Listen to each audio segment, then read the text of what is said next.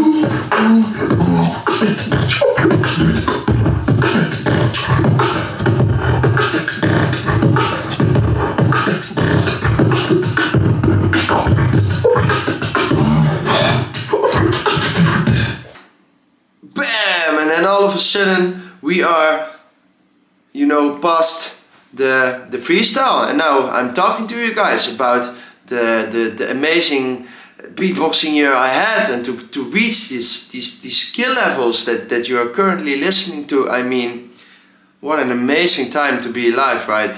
So I really want to start off this video by telling you guys it wasn't the best beatboxing year for me.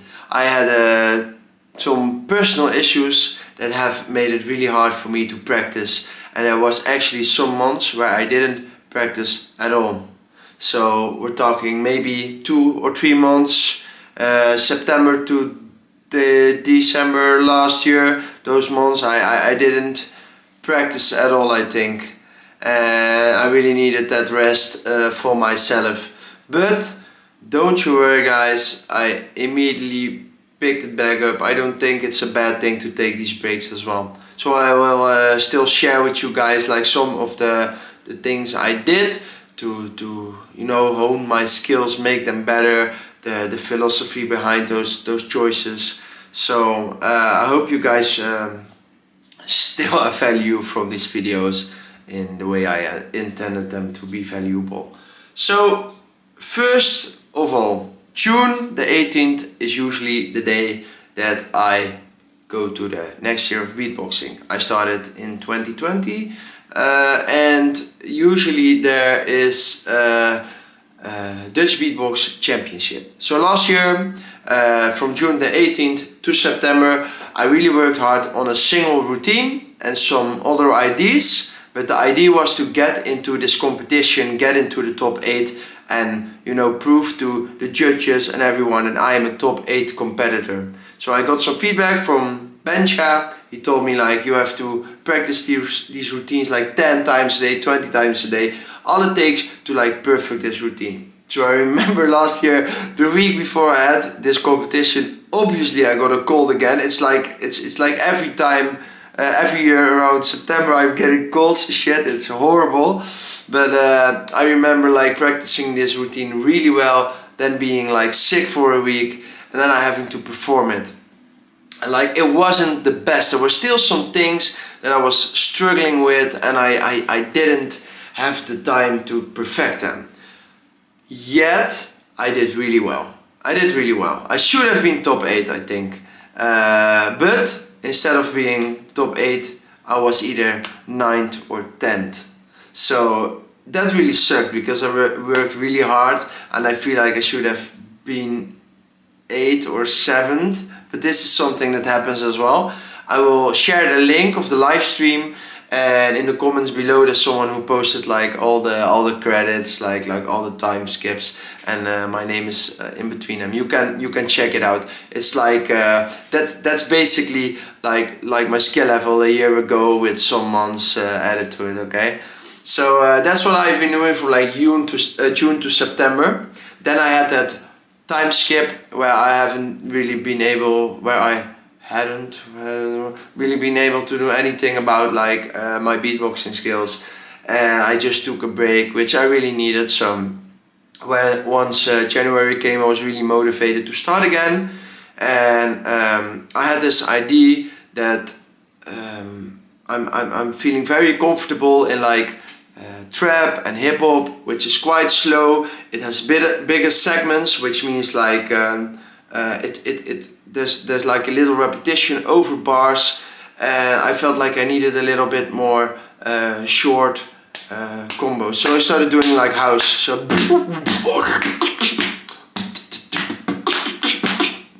and like so the beats come to me more high pace, and I have to be cleaner with it as well. And that genre is something I didn't really practice as much, so it was like a combination of those thoughts, and I just started doing some house. So I did it for like a month, maybe 2 months, really working on those drums as well in there, getting that cleanliness going, and like this idea started popping into my head, you know, like I still need to practice like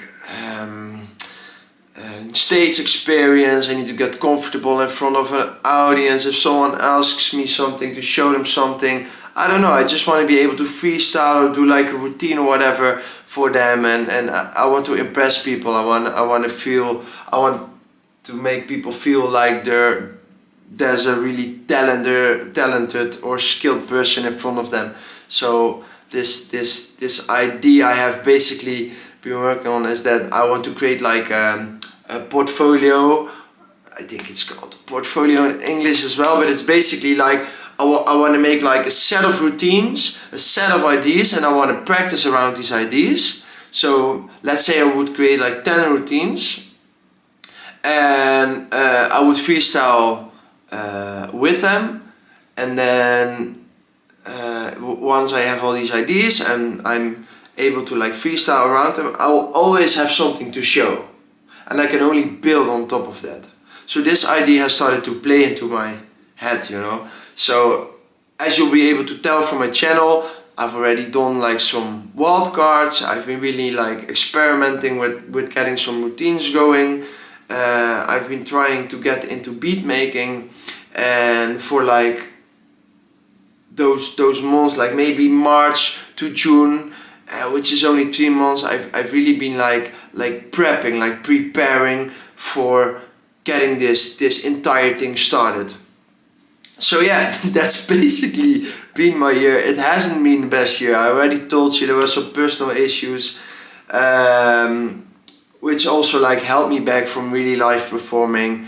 But there have been some things already in this year of live performance and going to like events where I have been able to practice these kinds of things. I've always tried to post things on TikTok and like Instagram as well. It's also Youri214 if you want to follow me there, which is just me freestyling or having like this beat or an idea that I want to show and freestyling around it. And I've been really trying to keep up with those and keep myself motivated and going, but the plan wasn't there. And this philosophy that I now have, like this idea, that is the future thing that I'm going to do, which is something that came from last year, really reflecting on my journey and where I want to go with this process. So if you want to, if you really want to see my skill level improvements, I would recommend you to like look at my wildcards which I made. You will see there's some issues with cleanliness and like the audio quality of them as well. It's really been experimenting around and like figuring out ways to get beats to the next level, you know, like really be able to go and show someone how skilled or talented I am. And yeah, it's a journey. It's really. I really need to think about it really hard, and then make it practical.